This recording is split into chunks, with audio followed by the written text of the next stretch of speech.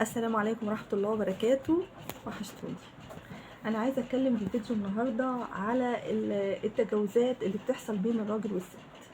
والراجل الان اصبح نظرته للست مختلفة خالص، بسبب فيديوهات اليوتيوب اللي منتشرة، الستات اللي بتبين مفاتنها بطريقة فجة جدا عشان تاخد مشاهدات، وبتغضب ربنا او ما تغضبش ربنا. المهم عندها ان الفيديو بيوصل ل70 و170 الف جنيه.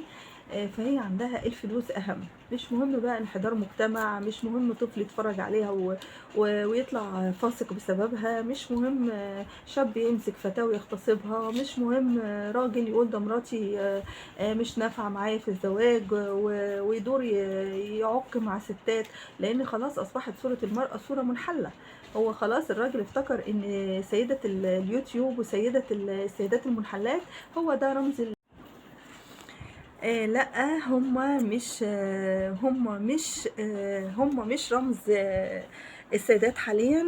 السيدات حاليا والمتزوجات، وفي بنات كتيرة قوي ما زالوا على قيامهم وما زالوا على تربيتهم، اللي هي بتقول ان الست تحافظ على نفسها ابتغاء وجه الله، مش ابتغاء وجه زوج ولا ابتغاء اخ ولا ابتغاء اب، لا، ابتغاء وجه الله. احنا زمان اتربينا على ان الست بتحافظ على نفسها وتكون ملك لزوجها ابتغاء وجه الله، ومن حافظ، وان الست لما تحافظ على فرجها او فرجها بتبقى بتخش الجنة.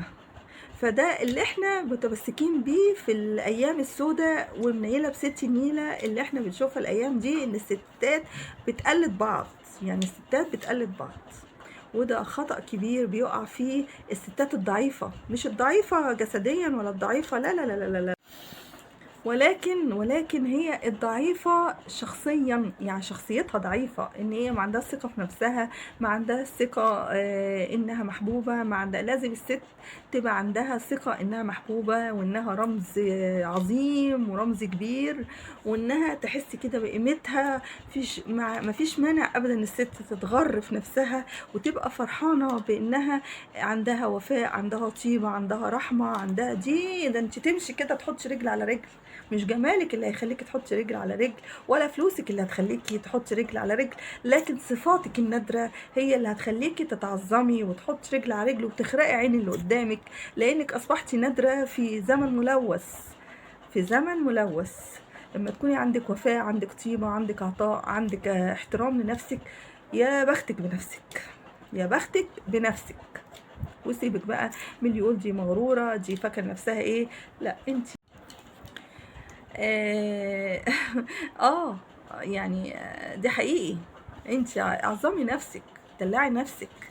واي راجل بقى يمسك ال اي راجل يلاقي مكان خفي، وده اللي بيعمله المجتمع، انك طول ما انت قدام الناس يا سلام قال الله وقال الرسول، مش مهم بقى في الخفاء تمسك واحده متجوزها وتعملوا المعاصي مع بعض في ماسنجر، في مكان شغلك، في اي نصيبه، ولكن لازم اصل ربنا غفور رحيم، لكن المجتمع ما بيرحمش، فانا امسك السبحه قدام المجتمع. عشان كده ربنا بيحاسب بالقلب. شوف انا حطيت ايدي فين، ربنا بيحاسب بالقلب، مش بالمظهر، مش بالتأنق بقى والمكياج والضيق، لا يا حبايبي، مش يا ريت، يا ريت المظهر ده هو اللي ربنا بيحاسب بيه. ده ممكن ربنا يغفر للمظهر مقابل القلب الجميل الطاهر اللي لا زنى ولا كذب ولا نافق ولا اذى حد ولا عذب حد ولا قطع صلة رحم.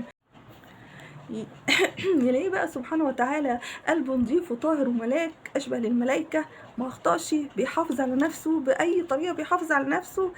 المظهر ده عند ربنا ولا يسوى. ياما ناس منقبين ومنكم انتوا بالذات، وياما ناس لابسين حمار وعملوا بلاوي وقطعوا صلة رحم واذوا وفضحوا وعملوا نميمه. هي مش النميمه دي بالكبائر برضو، ولا احنا ولا احنا بنتكلم وبنلبس؟ يعني احنا بنتكلم وبنلبس، يعني فوق نفسكم شويه، عيب عيب عيب. يعني المجتمع ده يعني تحس كده ان هو بينافق نفسه.